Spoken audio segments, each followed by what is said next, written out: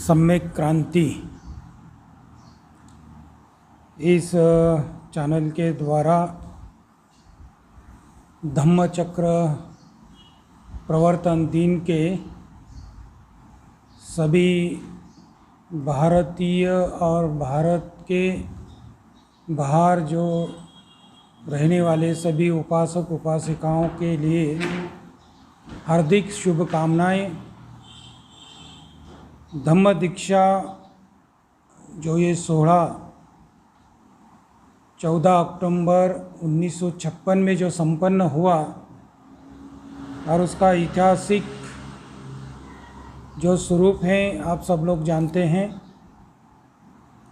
और धम्म दीक्षा संपन्न होने के बाद जो भविष्य में आज तक जो घटनाएं घटी, समाज में जो परिवर्तन हुआ, समाज के स्थिति में जो बदलाव आया, जो उनके व्यवहारिक, सांस्कृतिक, मानसिक और कौटुंबिक और सामाजिक तौर पे देखा जाए तो धम्म दीक्षा का ये जो कार्यक्रम हुआ और उसके बाद में समाज में जो बदलाव आया है ये अलौकिक बदलाव है।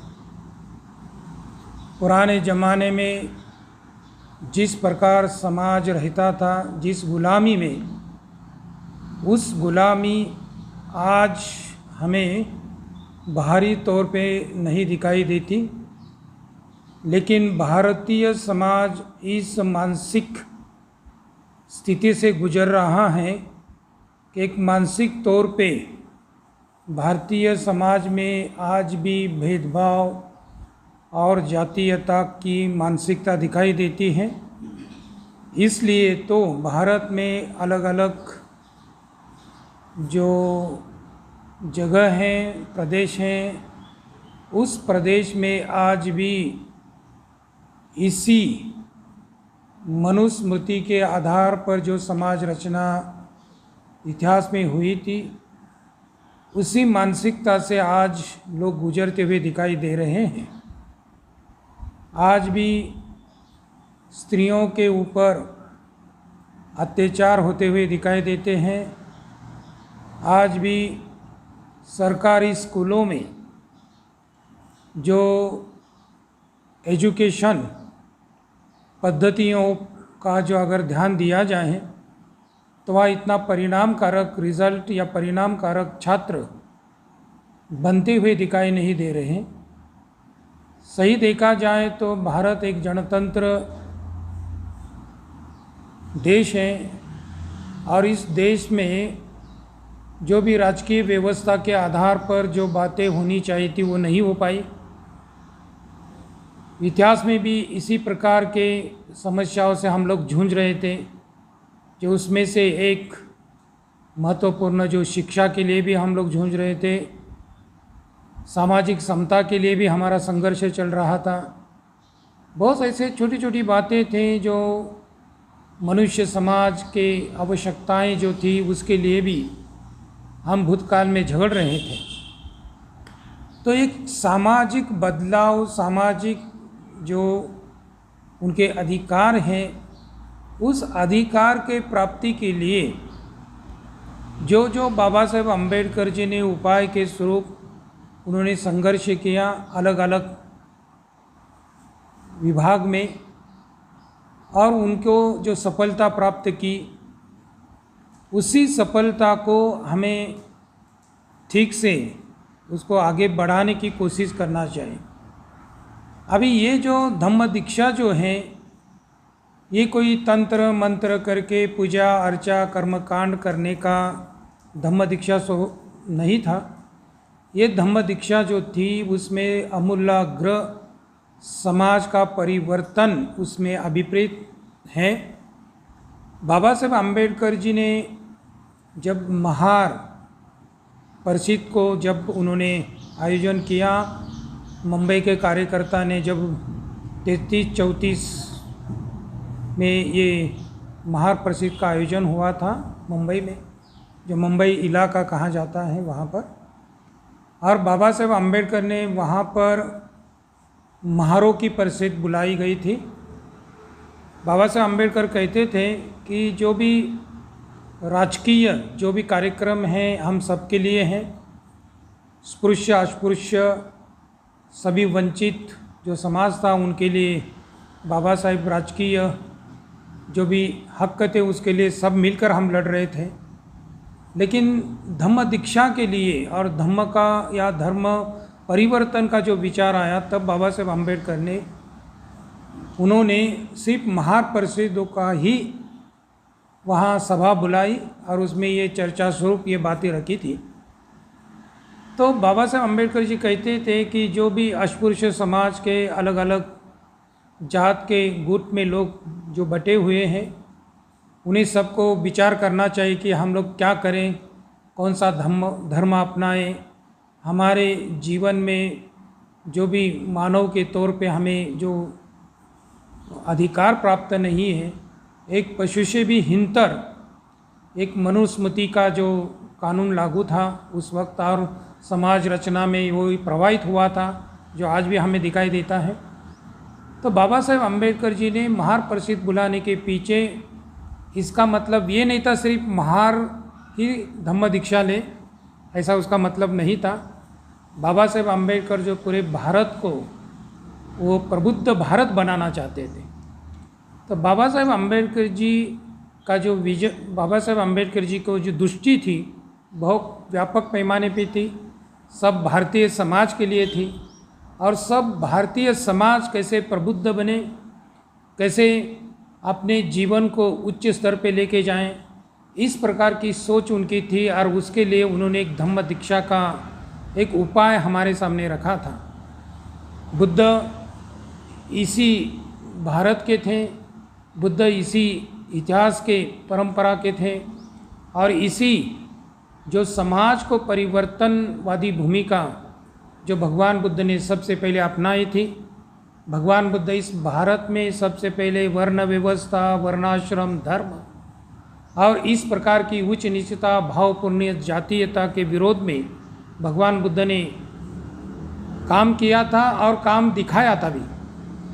उन्होंने अपने भिक्षु संघ में इस प्रकार की रचना की कि जिसमें सभी वर्ण के, सभी जात पात के, गरीब या अमीर हो या कोई भी किसी भी समाज से जुड़ा हुआ व्यक्ति हो, भगवान बुद्ध ने संघ में उनके लिए संघ के द्वार खुले रखे थे।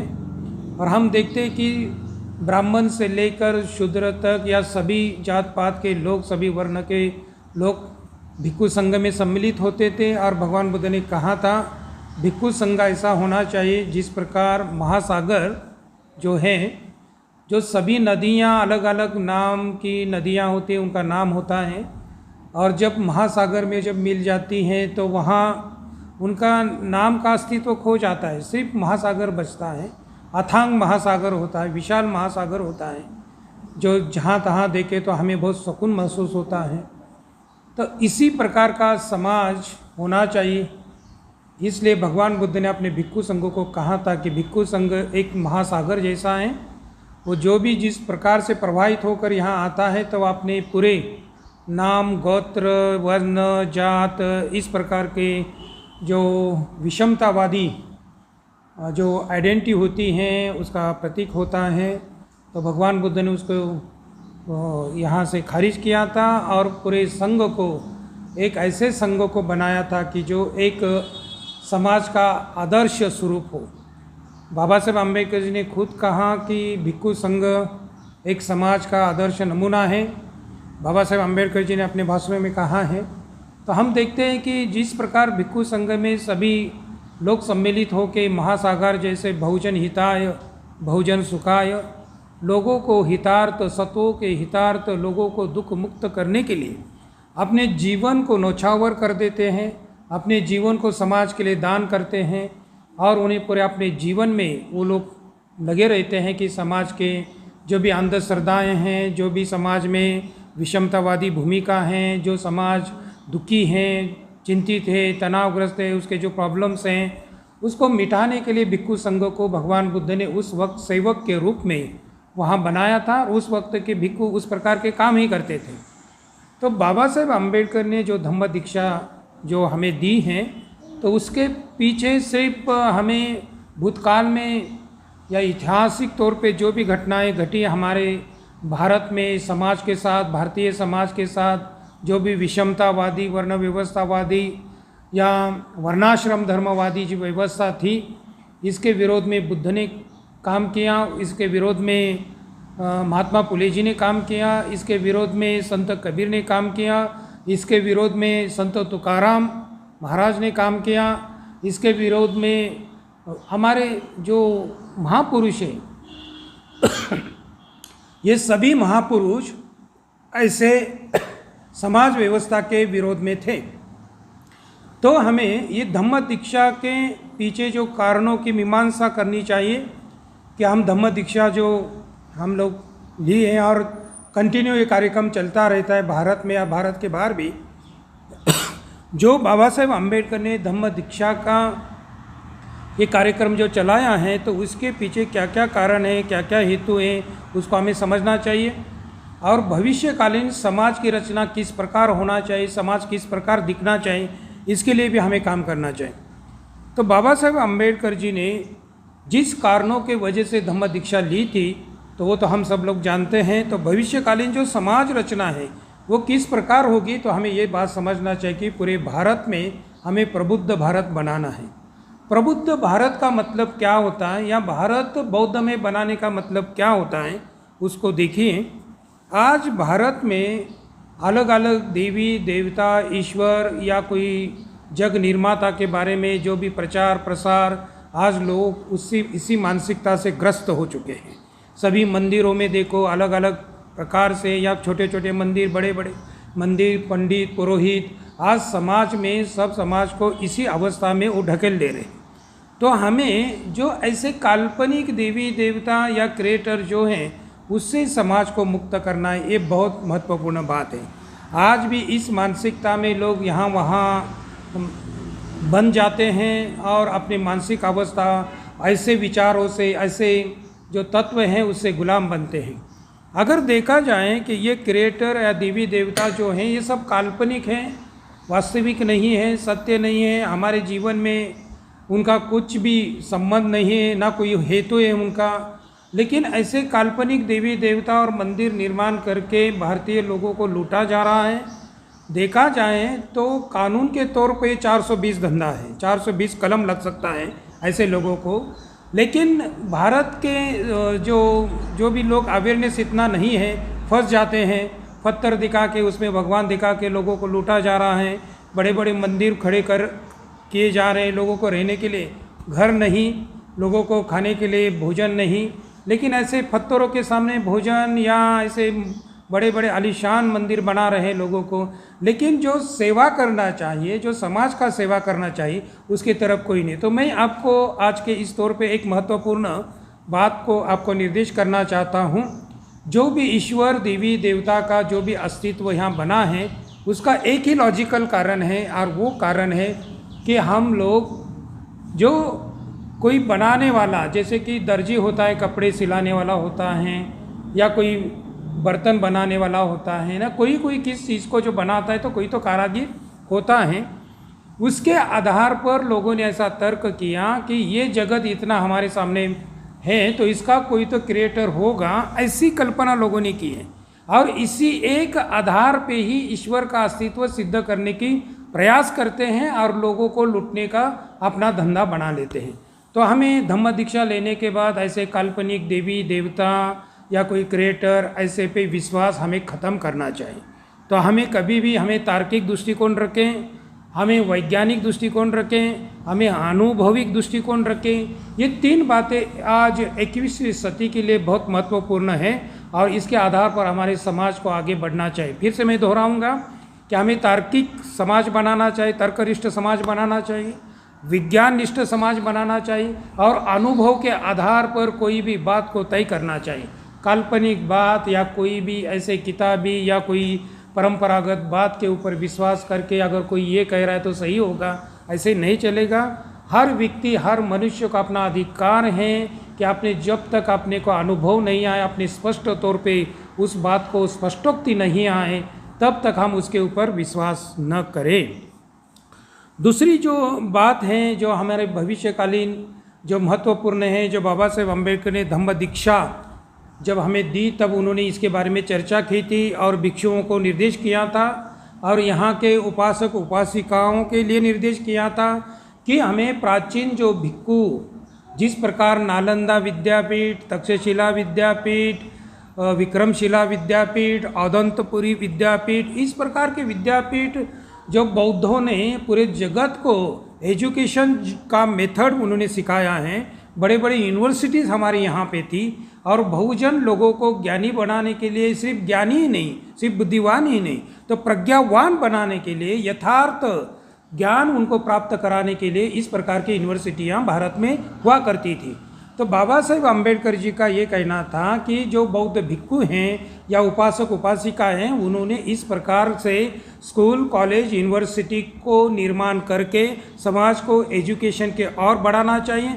एजुकेशन हमारे इस सामाजिक परिवर्तन में महत्वपूर्ण फाउंडेशन है, यह हमें कभी भी नहीं भूलना चाहिए।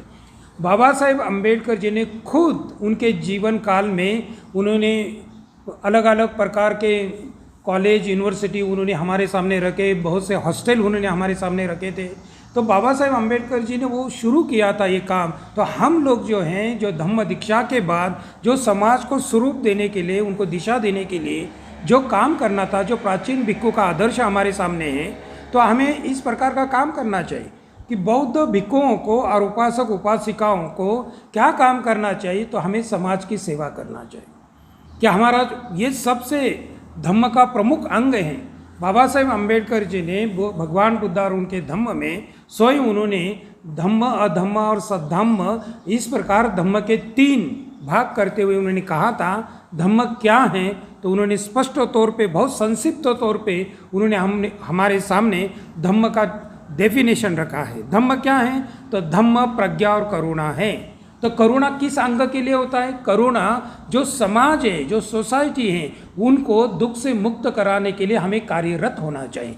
तो बाबा साहेब अम्बेडकर जी ने कहा कि बुद्ध धम्म ये तत्वतः मूलतः सामाजिक हैं और हमें समाज की ओर देखना चाहिए। जो बोधिसत्व होते हैं वो कभी भी समाज का त्याग नहीं करते, उनकी साधना पद्धति, उनका सभी जीवन वो नौछावर करते हैं समाज के हितार्थ करके। तो इस आदर्श को हम समझें। हम सिर्फ विहारों में वंदना करके काम नहीं चलेगा, अगरबत्ती मोमबत्ती फूल अर्पण करके काम नहीं चलेगा। हम लोग उधर से आएँ और उधर की मानसिकता लेकर बैठना नहीं चाहिए। तो हमें धम्म दीक्षा का सबसे महत्वपूर्ण बात होता है कि हमें समाज की सेवा करना चाहिए। मुक्त हॉस्पिटल के तौर पे हो, जितने भी डॉक्टर्स हैं उनको हमें समाज को एक प्रकार के जो गरीब समाज हैं, जिसके पास धन नहीं, पैसा नहीं, आज भारत में कि जिस प्रकार की अर्थव्यवस्था है उसमें देखें तो आज जो समतामूलक अर्थव्यवस्था नहीं है ना, या मिश्र अर्थव्यवस्था स्वीकार की गई हैं। और ज़्यादातर आधुनिक जो भी पार्टियां हैं वो ज़्यादातर ऐसा दिखाई देता है कि वो खाजगीकरण की ओर बढ़ रही हैं। तो ये गरीब और गरीब बढ़ता जाएगा, विषमता बढ़ती जाएगी। और बाबा साहेब अम्बेडकर जी जो धम्म दीक्षा ली है, वो धम्म दीक्षा के पीछे एक सामाजिक समता है और एक आर्थिक समता है, उसको हम समझे ना। अगर उस प्रकार हम समझे नहीं और सिर्फ हमें धम्मचक्र प्रवर्तन के हार्दिक शुभेच्छाएं देते रहें और विहार में सिर्फ वंदना ही करते रहें और जुलूस निकालते रहें, इतना ही काम करेंगे और प्रैक्टिकल काम जो है समाज का डेवलपमेंट, समाज का परिवर्तन, समाज का विकास, समाज का बौद्धिक स्तर के लिए काम, ये सब हमें बहुत आवश्यक है ना। तो बाबा साहेब अम्बेडकर इस प्रकार के धम्म का विजन चाहते थे, उस प्रकार के धम्म के कार्यकर्ता चाहते थे कि जो जिनके पास स्कूल, कॉलेज, यूनिवर्सिटी हो और समाज को एजुकेशन दे रहे, जिनके पास हॉस्पिटल्स हो, फैसिलिटीज़ हो, जो समाज का आरोग्य के लिए काम करते हैं। और जिस प्रकार वो जहाँ कहाँ समाज गुलाम है, जहाँ कहाँ समाज का प्रॉब्लम है, वहाँ जाएं, संघर्ष करें और अहिंसात्मक मार्ग के आधार पर संघर्ष करें। हमें जिसके साथ संघर्ष करें उनका भी अस्तित्व हमें रखना है, हमें लड़ना है मानसिक परिवर्तन के लिए, हमें लड़ना है कुप्रवृत्ति के लिए। तो हम किसी समाज को नष्ट नहीं करना है, तो हमें पूरे भारतीय समाज के और देखते हुए हमें काम करना चाहिए। तो एक महत्वपूर्ण जो दूसरी बात थी, एजुकेशन की बात है, हॉस्पिटल की बात है, सेवा भाव की बात है, लोगों के हितार्थ की बात है, उसको ध्यान रखें। उसके और भी हम बढ़ना चाहिए, एजुकेशन के और भी बढ़ना चाहिए, और आर्थिक और सामाजिक समता के और भी बढ़ना चाहिए। तो ये जो भविष्यकालीन इस भारतीयों का जो भी समस्या है उसको मिटाने के लिए हमें प्रयास करना चाहिए। बाबा साहेब अम्बेडकर जी कहते थे, सही देशभक्त कौन है? उनके प्रवचनों में उन्हें स्पष्टोक्ति दी, देशभक्त तो किसको कहना चाहिए। आजकल के बहुत लोग देशभक्ति के अलग अलग व्याख्याएं करते रहते हैं। कोई कहता है कि देशभक्त बोले तो कोई लोगों को कहता है ये धर्म के लोग ही देशभक्ति हैं, ये धर्म के लोग देशभक्ति नहीं। इस प्रकार का धार्मिक तौर पे भारत के समाज में विभाग किया जा रहा है। तो बाबा साहेब अम्बेडकर जी का कहना है, देशभक्त वो हैं कि देश वो होता है जो समाज से मिलकर देश बनता है ना, व्यक्ति मिलकर देश बनता है ना। तो समाज में जो जातीयता है, समाज में जो भेदभाव है, समाज में जो गरीबी है, समाज में जो समस्याएं, उस समस्या को मिटाने वाला जो व्यक्ति होता है वो सही देशभक्त होता है। सिर्फ हाथ में झंडा पकड़ कहीं तो जुलूस करने का, हाथ में झंडा पकड़ने का, और झंडा पकड़ का और जो झंडा का जो दांडा है वो मजबूत करके फिर बाद में वही दांडे से लोगों को मारने का, पिटने का अपने देश के लोगों को, ये कैसी देशभक्ति है? तो बाबा साहेब अम्बेडकर जी ऐसी झूठी देशभक्ति को महत्व नहीं देते थे। तो बाबा साहेब अम्बेडकर जी ने कहा है, देशभक्त वही है जो अपने भारत की कुप्रथाओं को, जातीयताओं को, विषमताओं को, गरीबी को मिटाना चाहता है, वो सही देशभक्त है। तो उसको भी हमें ध्यान रखें। धम्म दीक्षा एक सामाजिक परिवर्तन था, धम्म दीक्षा एक सामाजिक संगठन था, धम्म दीक्षा एक कौटुंबिक तौर पे एक सुखी जीवन बनाने के लिए था। धम्म दीक्षा हर व्यक्ति को प्रबुद्ध, बुद्धिवान, थर्कनिष्ठ और विज्ञानिष्ठ बनाना था। इतना कहते हुए आज के इस धम्मचक्र प्रवर्तन के आधार पर मैंने जो भी कुछ बाबा साहेब के विचार आपके सामने रखे हैं, आपको अगर इसके बारे में अगर आप सही मानते हैं तो हमें भविष्यकालीन इसको अमल में लाना आवश्यक है। आज इतना कहते हुए मैं इस सम्यक क्रांति चैनल को, जो हमारे जो उपासक हैं चौहान जी, नीलेश चौहान जी, जो बहुत सालों से काम करते हैं समाज के, वो सही कार्यकर्ता हैं। आज वो जो भी जिस माध्यम से काम कर रहे हैं, तो उनको मैं धन्यवाद देते हुए, उनको आशीर्वाद देते हुए यहाँ पर मेरे इस प्रवचन को समाप्त करता हूँ। अपने ध्यान से सुना इसलिए धन्यवाद। Thank you.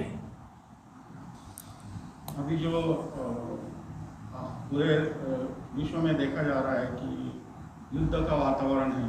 अभी आर्मेनिया और अजरबैजान देश है, उनका युद्ध हुआ। लेबनान में कुछ प्रॉब्लम चल रहा है, अभी चाइना में भी कुछ प्रॉब्लम चल रहा है। तो इस बारे में आप बुद्धिज्म के व्यू से क्या सोचते हैं और क्या संदेश देते हैं? अभी जहाँ कहीं युद्ध की समस्याएं या युद्ध सदृश वातावरण दिखाई दे रहा है, जैसे भारत में भी बहुत चैनलों के ऊपर, टीवी के ऊपर इस प्रकार के न्यूज़, इस प्रकार के कार्यक्रम, इस प्रकार की जाहिरात, इस प्रकार का व्यू दिखाई देता है। तो उसमें एक भाग ऐसा भी है, जानबूझकर कुछ पॉलिटिकल लोग झूठा एक युद्ध की भूमिका तैयार कर रहे हैं, जो लोगों को कुछ कार्यक्रम से उनके ध्यान हटाएं और लोगों को इसी मार्ग भी लगे कि ऐसा लगे कि चाइना और भारत में बहुत बड़ा समस्या और युद्ध होने वाला है। तो आज इस प्रकार की एक युद्ध जनित परिस्थिति निर्माण करने का काम कर रहे हैं। तो हमें ये ध्यान रखें, कोई भी देश अगर युद्ध चाहता है तो बुद्ध का कहना है, युद्ध से कोई भी प्रश्न हल होने वाला नहीं। हमारा मार्ग है जो वैचारिक भूमिका रखो, बातचीत करो, संवाद करो, जो भी प्रश्न है, जो भी समस्या है, वो बातचीत करके ही उसको समस्या को हल होता है। युद्ध करके या किसी को मार के, एक दूसरे को हरा के, एक दूसरे को जीत कर कुछ भी हल होने वाला नहीं। इस पृथ्वी तल के ऊपर जो भी मनुष्य समाज हैं, जो जीव हैं, जो सत्व हैं, अन्य ग्रहों पे है क्या नहीं, इसका तो पता अभी तक विज्ञान नहीं लगा पाया। शोध तो शुरू है, लेकिन हमें इस पृथ्वी तल को एक बहुत महत्वपूर्ण मानना चाहिए। जो स्वर्ग अगर कहीं होगा, ये पृथ्वी के ऊपर है, लेकिन स्वर्ग तभी उत्पन्न हो सकता है जब हमारी मनोअवस्था में जो विकारग्रस्त अगर मनोअवस्था होगी तो युद्ध सदृश ये स्थिति निर्माण होने वाली है। अगर जो व्यक्ति बुद्धिमान होता है, जो व्यक्ति करुणावान होता है, जो व्यक्ति अहिंसात्मक इस महत्वपूर्ण तत्व को महत्व देता है, तो ऐसे व्यक्ति, ऐसे राज्यकर्ता जो होते हैं, तो वो जो सामंजस्य और वैचारिक भूमिका लेकर ही प्रश्न का हल करते हैं। इतिहास को देखिए, जितने भी इतिहास में युद्ध हुए उसमें समसामयिक वातावरण के सिवा कुछ भी उत्पन्न नहीं हुआ है। तो अल्बर्ट आइंस्टाइन जैसे बड़े बड़े साइंटिस्टों ने भी अणुबम बनाया और बाद में वो भी लोग निराश हुए, उनको ही पता चला कि इससे कुछ हल होने वाला नहीं। हम लोग जापान की स्थिति देखते हैं इतिहास में। तो जो भी हमारे भारत में भी अलग अलग प्रकार के 1962 में भारत में भी इस प्रकार के युद्ध हो चुके हैं, इस प्रकार की परिस्थितियां उत्पन्न हो चुके हैं। तो हमें ज़्यादातर हमें सोच विचार से ही प्रश्नों को हल करना चाहिए, तभी सभी मानवता का कल्याण अभिप्रेत हो सकता है। अगर कोई नेता, अगर कोई पॉलिटिकल पार्टी अपने हित के लिए इस प्रकार का वातावरण बनाकर लोगों को फंसाना चाहती हैं, तो ये बहुत बड़ी गलत बात है, एक बहुत बड़ा साजिश है और एक बहुत गुनहगार लोग हैं, ऐसे हम लोग मानते हैं।